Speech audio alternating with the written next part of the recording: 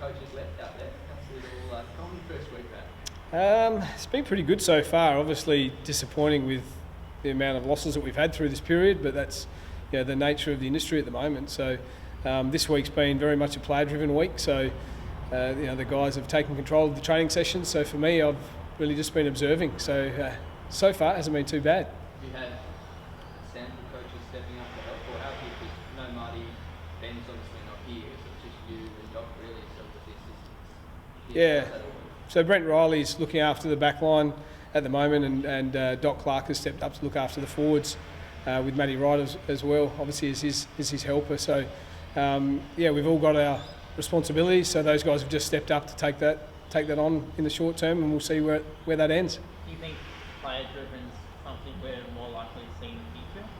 I would imagine so. It's just it's something all clubs strive for, and we're no different. So the ownership of your own club, your own team, is what we look for, and this is an opportunity for us to do that, and they've taken it with both hands. What about kind of player coach being lively coach up in Brisbane, that kind of role? We'd all like one of them for sure, and we educate and we try to get that. And Sloanie's been really good in that space at this point. So the more players we have do that, and in the future we'll be a better team. I suppose now you're back at work, Mick, you sort of focused on the task that's in front of you. But in the last couple of months, have you sort of stopped to think in real terms, early days in your career, early days in the other guys' coaching careers?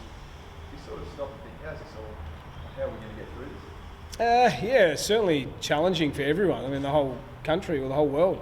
So we're not immune to that, and obviously with the difficulties that AFL clubs are facing, the coaches and the players are the ones that are at the forefront of that. So the last 8 weeks has been difficult, not only in a home front because you're not working for a couple of months and there's no income, but just managing players, making sure that they're in a good headspace as well, because it's unprecedented and no one really knows how to do it. So you do what you think is right, and the future of the game is always bright. There's no doubt we're going to always have it. It's just the challenging times, and the guys that accept it, it's a challenge. We rise above it, and they'll be better for it. What have you seen from the boys in the first week or so, though?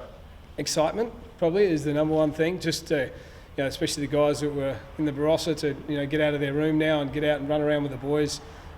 Players love being around players, and there's no secret, and Zoom meetings only do so much. So what you've seen now is just a lot of lads that are just excited to be out there playing some footy and having a kick. What are you expecting Monday then?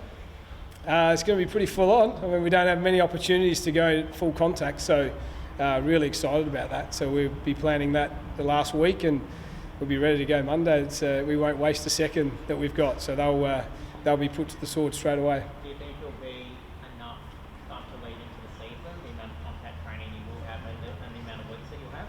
Yeah, absolutely. Whatever the sessions are, we take. It's any opportunity we get to be able to do a contest session.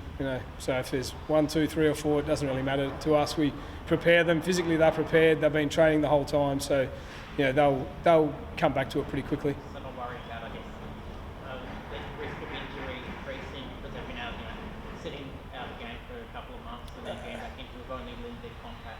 Not something that we'll consider. No, players are pretty durable. They've been training. They're physically prepared. Injuries happen in football. Have you had your midfield guys training together, or are they sort of broken up in? Now? Yeah, do all your midfielders train in one group? No, so 2 separate groups. Yeah, so 2 groups of 8 and 7 today. So so they are separated. We're on the ground at the same time, just at 2 different ends. So I walk down the exclusion zone. But as I said earlier, those guys are taking control of the drill, so I pretty much am just there to keep time. So that was my next point, is how do you manage what you want to implement as a coach with Nixie when you've got blokes at different ends of the field? At the moment, this first week's really been just getting some touch back into them, so it hasn't been super important from a game plan perspective. But the ability to chat to those guys prior to going out, they know what needs to be executed, so they've been doing it pretty well. We video every session so we can review it if we have to, but this first week has really been just getting them back out there and having a kick. Last week for me, your coaching career before you got here, you wouldn't have had the plethora of resources that you have here, so this might feel a bit more natural for you to just have 1 or 2 guys around. How positive effect will that have on the players?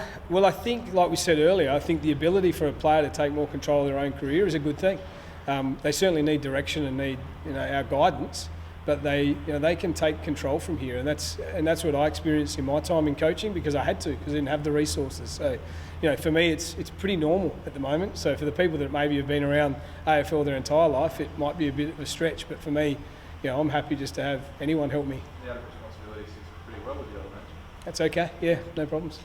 Are you confident we'll get a showdown here in Adelaide, Nick, from what you're hearing and reading and seeing? Yeah, look, I don't know. It's really sort of out of my wheelhouse, isn't it? I only read what everyone else reads. So we would love to have it here for South Australia. It'd be great for the South Australian public. Even though they can't be there, it's still nice to have it here. So we'd love to see it here, but I guess the Health Commission and the SA Police and et cetera, the AFL, the people that know more than me will make those decisions. I was going to say, from a preference point of view, one extra week in Adelaide would be ideal, as opposed to having to head to Queensland. It'd be great to spend another week here, not only from a football sense, to be able to just be in your home facility, but we're all got young kids, or a lot of us, especially in the coaching front, and it's nice to have an extra week at home. It keeps the kids and the wife happy. How do you reckon you're going to be able to keep the players who aren't in the 22 motivated, I guess, then how without being sampled, it's a bit of a challenge now to keep them motivated and keep them matched up?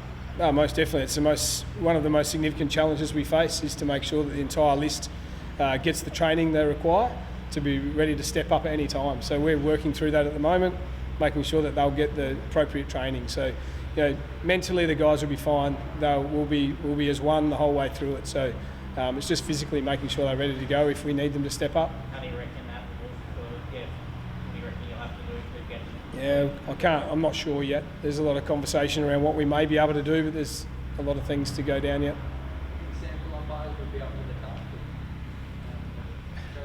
task. I've no doubt they do the job every week in the SANFL, and they do it grand final day.